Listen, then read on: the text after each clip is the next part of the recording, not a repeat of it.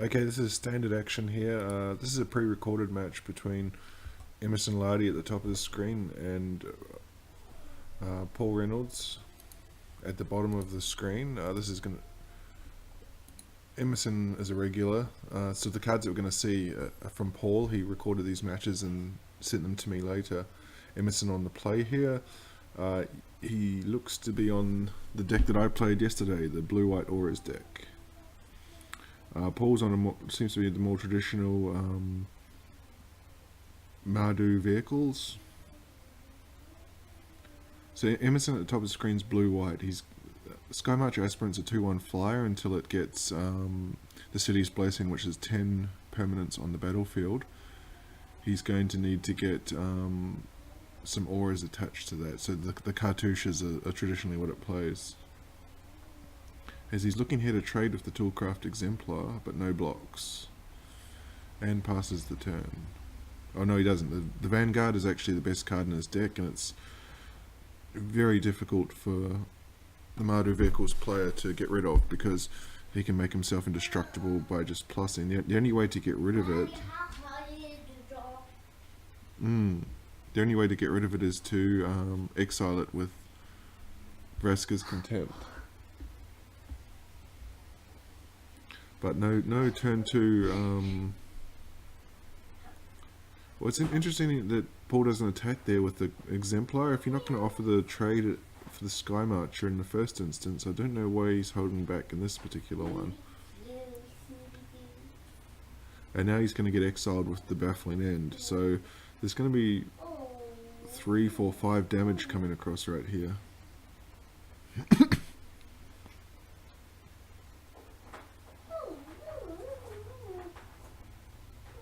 Going to drop Paul down to 13.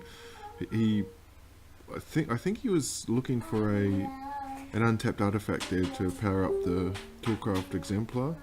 You see, Emerson's found his blue source now, as P. and Kieran will come down with a...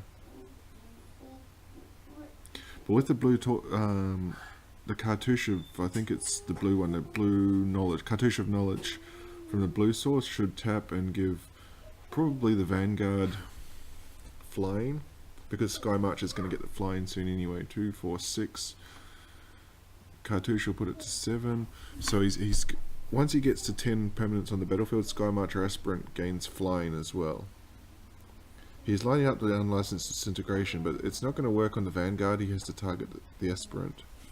As the Adorned Pouncer comes down, so I'm a little surprised there that in the Legion's Landing, Emerson doesn't have a cartouche to equip, so he's 2, 4, 6, 8, 9. He's one short of getting the City's Blessing for Sky Marcher's Aspirant now. And does he want to swing in for the Vanguard? It'll cost him 4 life to protect the Vanguard from the Thopter, but I don't think Paul's really interested in trading away that Thopter, because he needs it to push through to 3 damage from unlicensed disintegration. So he just takes the damage and drops to 10. A tapped land is one option, but he's going to play a Spire of Industry, so he can actually clear away a few of these creatures, but the Vanguard is still going to be a problem.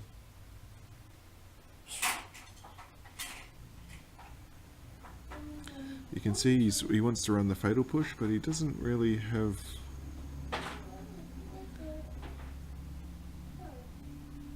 a good target. Emerson's still... yeah, he's going after the Pouncer because he's still 2 turns away from being able to eternalize that. As he'll take down the Sky Marcher Aspirant, so Pia Nala will be able to get in for something here. But he still has to deal with the Vanguard.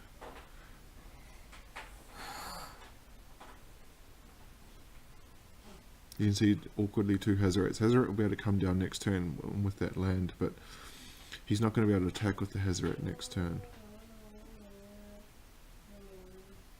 And if Emerson can find a cartouche here, then he's going to be able to get that Adante Vanguard out of range of the Thopter. 3 cards in hand for Emerson, so we'll see what he can draw.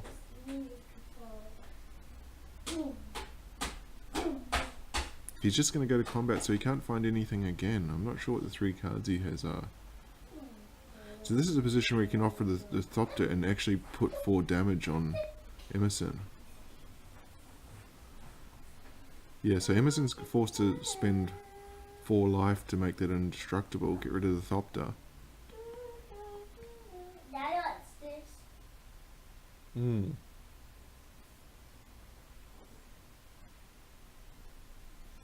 One card left in hand, so he's running out of gas. Hazoret can actually stabilize here.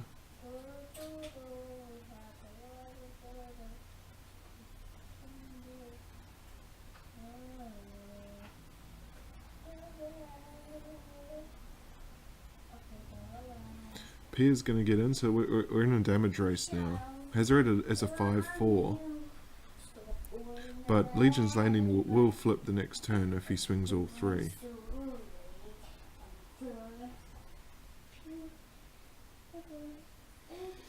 He can't really afford to swing unless he's got a blocker in hand, because he also has to be aware of removal. If he's facing 7 damage on the way back here, plus Hazoret can discard to do the last 2 points of damage. I'm not sure why Paul took that damage. He could have just blocked any of those creatures. Okay, so here's the card draw, Shram. Every time he casts an aura, he draws a card, and there's an aura. But that can only get Pierre, it can't get Hazoret. Oh, sorry. Hazoret can't block because he's got 2 cards in hand. Yeah, so that makes the attack makes more sense now. He can block here, but 3, 2, he's just dead on board actually. He has to cycle the Canyon Slough to possibly find something. Oh, he's discarded it.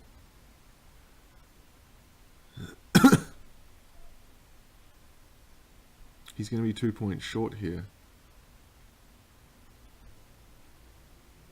Shoot him down to 7, but it's not going to get it done, so Emerson's going to take game 1.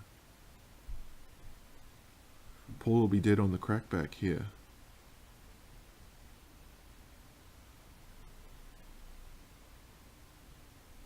It's just a simple case of swinging all 4, and game 1 of standard goes to Emerson.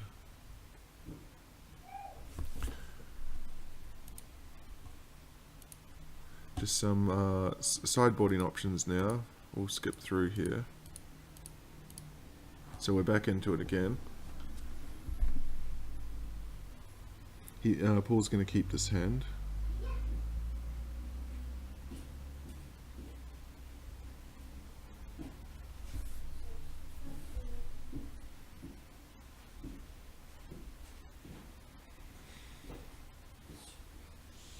You can see he does have answers, but I haven't seen Vraska's Contempt. As we just wait for Emerson. Emerson's a perennial top 3 player.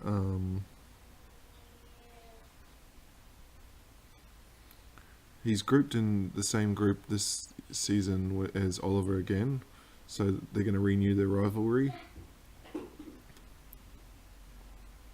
He plays out the Heart of Quran first, so he can Scrap Heap Scrounger next turn to equip the Heart of Quran.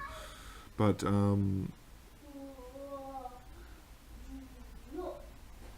he's looking to get a fast start here.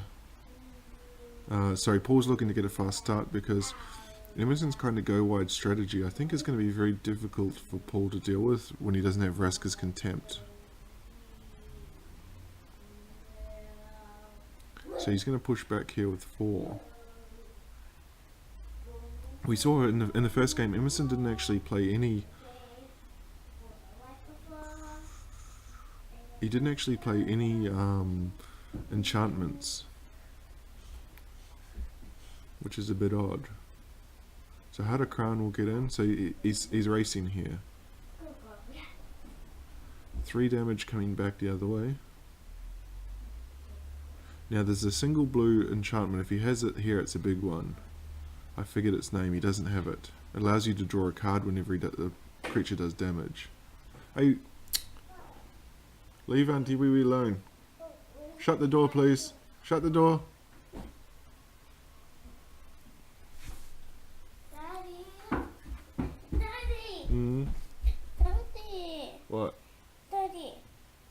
So he plays out the veteran motorist. This is going to give him a scry. I think he would have been better served there to remove Shram, because Shram's going to be a massive card draw engine once he can start getting enchantments going. What do you want? My hat and more map. Where is it? In the anti-Reynolds. Okay, you can go and get it. Knock on the door, please.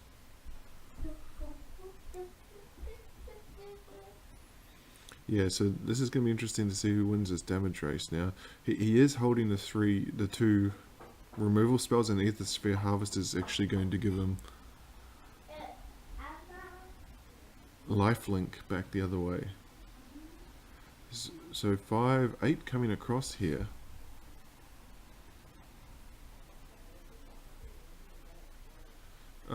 I don't know why he doesn't swing the Scrounger there. He needed to attack with the Scrounger. There's no way Emerson's going to trade Shram for a Scrounger. So we'll see if Emerson can find an enchantment here. He's got it, the Cartouche. So that's going to give flying to the Pouncer, and the Pouncer's already got double struck, so he's got a 4/4, 4 damage coming across in the air here. Draw a card from the Cartouche. I believe Shram triggered and draws a card as well. Shram's... Okay, so what Paul... He's held the Scrounger back to equip the Heart of Quran as a defender. That's a 2/2 double strikes. He can trade with the Pouncer if he wants. He's going to crew it with the Scrounger.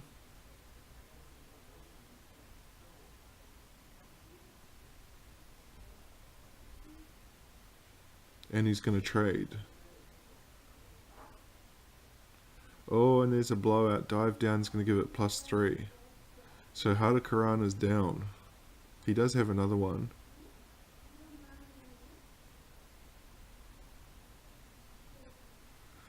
Now this deck, the Auras deck that Emerson has, plays a single blue mana, single white mana gain indestructible.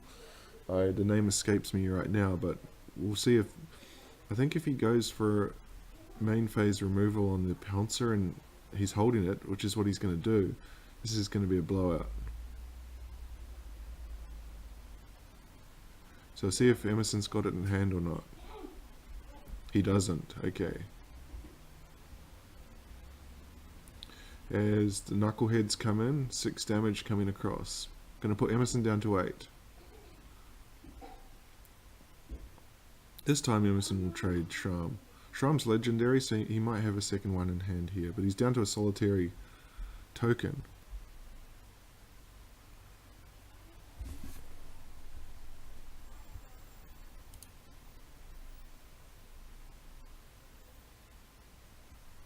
Yep, there's a second Shram.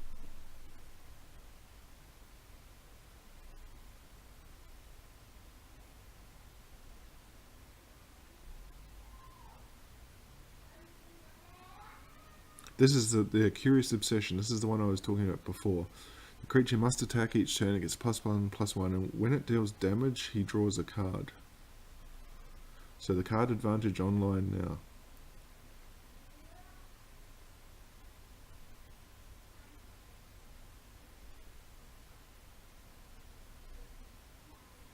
No blocks. So now Paul's in a position, he's got the unlicensed disintegration. Does he remove the vampire token or the Shram? Because both of them are huge sources of card advantage.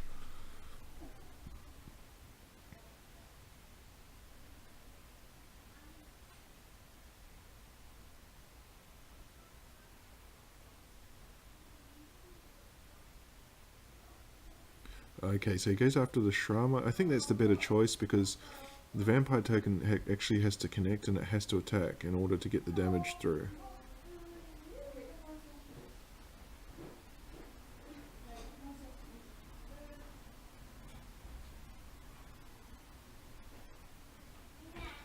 So Emerson down to 7 now. A precarious position. He's going to need to find something off the top here.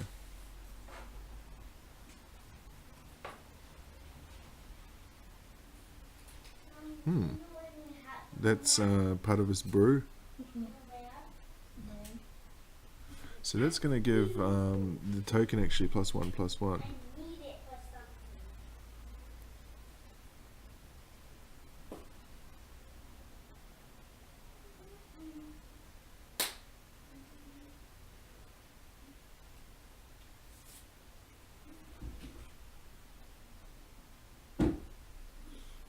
So there's 3 damage coming across now. 4 damage. To get a card draw. As he drops to 9. That's 4, 6, 7 on board. So, ooh, that's a big draw. They do play. Emerson does play Spell Pierce, so we'll see what he's got here. Does he have the counter spell? No, so the vampire token probably down here.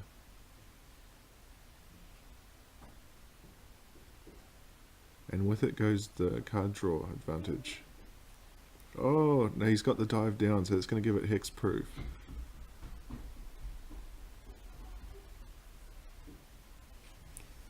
Yeah, that's a good tempo swing. As I think Emerson's starting to get on top in the race now.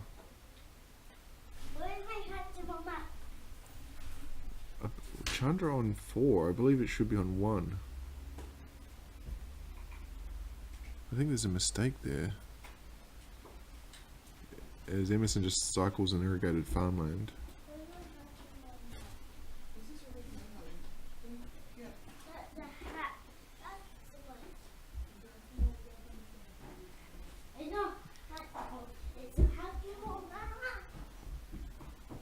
So you got 4, 1, 2, not quite lethal coming through here.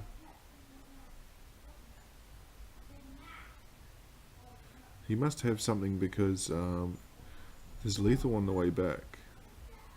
Chandra's still showing as 4 on the screen. I don't know why that is.